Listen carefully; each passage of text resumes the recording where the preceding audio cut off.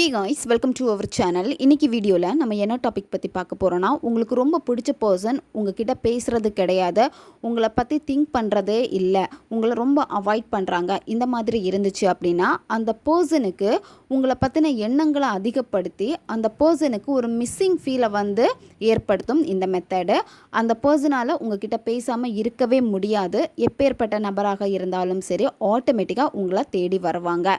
உங்களை பிளாக் பண்ணிட்டாங்க, உங்களை நேரில் பார்க்க வர்றது கிடையாது, டோட்டலாக உங்களை அவாய்ட் பண்ணிட்டாங்க, உங்கள் நினைப்பே இல்லாமல் அவங்க இருக்காங்க. இந்த மாதிரி சிச்சுவேஷனில் நீங்கள் இருந்தாலுமே இந்த மெத்தடை நீங்கள் பயன்படுத்தலாம். ரொம்ப ஃபாஸ்ட்டாக, ரொம்ப சூப்பராக உங்களுக்கு இது வேலை செய்யும். நம்ம வீடியோக்குள்ளாடி முன்னாடி நம்ம சேனலை நீங்கள் இதான் ஃபஸ்ட் டைம் பார்க்குறீங்கன்னா மறக்காமல் சப்ஸ்கிரைப் பண்ணிக்கோங்க. பக்கத்தில் இருக்கிற பெல் பட்டனையும் கிளிக் பண்ணிக்கோங்க. அப்போ தான் நான் போடுற வீடியோஸ் எல்லாமே உடனுக்குடன் உங்களுக்கு நோட்டிஃபிகேஷனில் வந்துக்கிட்டே இருக்கும். வாங்க வீடியோக்குள்ளாடி போகலாம்.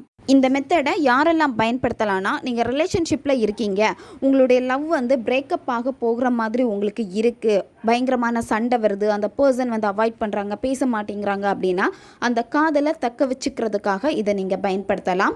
ஒன் சைடு லவ்வில் இருக்கிறவங்க இதை பயன்படுத்தலாம். எக்ஸை திரும்ப அட்ராக்ட் பண்ணணும்னு நினைக்கிறவங்க இதை பயன்படுத்தலாம்.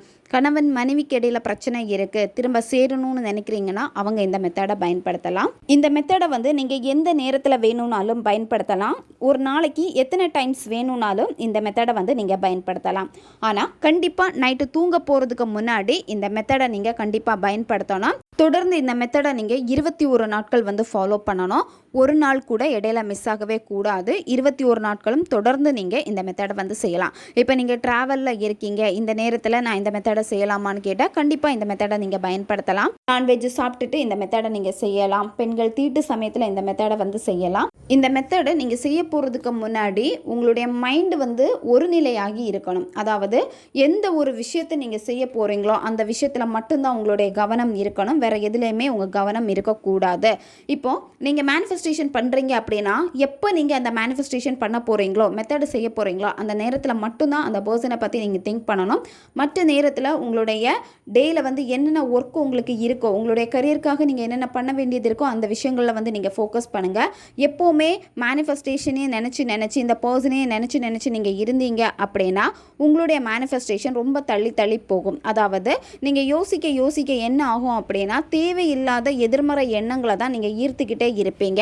அதாவது ஏகப்பட்ட எண்ணங்கள் உங்களுக்கு ஓடும், அந்த எண்ணங்களை துரத்திக்கிட்டே தான் இருப்பீங்க. அப்போது நீங்கள் செய்யக்கூடிய மேனிஃபெஸ்டேஷன் எல்லாமே என்ன ஆகும் அப்படின்னா உங்களுக்கு ஃபெயில் ஆகும். அப்படி இல்லைன்னா ரொம்ப டிலே ஆகும். ஃபாஸ்ட்டாக நடக்க வேண்டிய விஷயங்கள் கூட உங்களுக்கு ரொம்ப தாமதமாக தான் கிடைக்கும். அதனால் நீங்கள் மேனிஃபெஸ்டேஷன் பண்ணுறப்போ அந்த நேரத்தை மட்டும் மேனிஃபெஸ்டேஷனுக்காக நீங்கள் செலவிடுங்க. மற்ற நேரத்தில் உங்களுடைய வேலைகளை நீங்கள் ஃபோக்கஸ் பண்ணுங்கள். இந்த வார்த்தைகளை சொல்ல என்ன ஆகும் அப்படின்னா உங்களுக்குள்ளாடி ஒரு எனர்ஜி ஃபீல் ஆகும். அதாவது நீங்கள் சொல்ல ஒரு கான்ஃபிடென்ட் உங்களுக்கு கிடைக்கும். அதாவது ரொம்ப சேடாக இருப்பீங்க, இதெல்லாம் எனக்கு நடக்குமா கிடைக்குமா அப்படின்னு சொல்லிட்டு ரொம்ப உடஞ்சி போய் கூட இருந்திருப்பீங்க. இதை நீங்கள் செய்ய என்ன ஆகும் அப்படின்னா உங்களால் இதை அச்சீவ் பண்ண முடியும். அதாவது இந்த காதில் கண்டிப்பாக என்னால் ஈர்க்க முடியும், அந்த பர்சன் என்னை தேடி வருவாங்க அப்படின்னு இந்த மெத்தடை நீங்கள் செய்ய ஸ்டார்ட் பண்ணுறப்பவே இந்த வார்த்தைகளை சொல்ல உங்களுக்குள்ளாடி அந்த ஒரு பவரை உணர முடியும். நீங்கள் இந்த வார்த்தைகளை வாய்விட்டும் சொல்லலாம், மனசுக்குள்ளாடியும் நீங்கள் சொல்லலாம். உங்களுக்கு எழுத பிடிக்கும் அப்படின்னா நீங்கள் எழுதவும் செய்யலாம். ஒரு நாளைக்கு 21 வாட்டி நீங்கள் எழுதுங்க. எழுதவும் பிடிக்கும், சொல்லவும் பிடிக்கும் அப்படின்னா அப்படி கூட நீங்கள் பயன்படுத்திக்கோங்க. நீங்கள் அந்த பர்சனை மனசில் நினச்சிட்டு இந்த வார்த்தைகளை நீங்கள் சொல்லணும். இப்போ அந்த வார்த்தை என்னன்னு பார்க்கலாம். Wolf, magic, together, love, bring, now. இந்த வார்த்தைகளை ஒரு நாளைக்கு இவ்வளோ டைம்ஸ் தான் சொல்லணும் அப்படின்னு கிடையாது. எவ்வளோ நேரம் வேணும்னாலும் இந்த வார்த்தைகளை நீங்கள் சொல்லலாம்.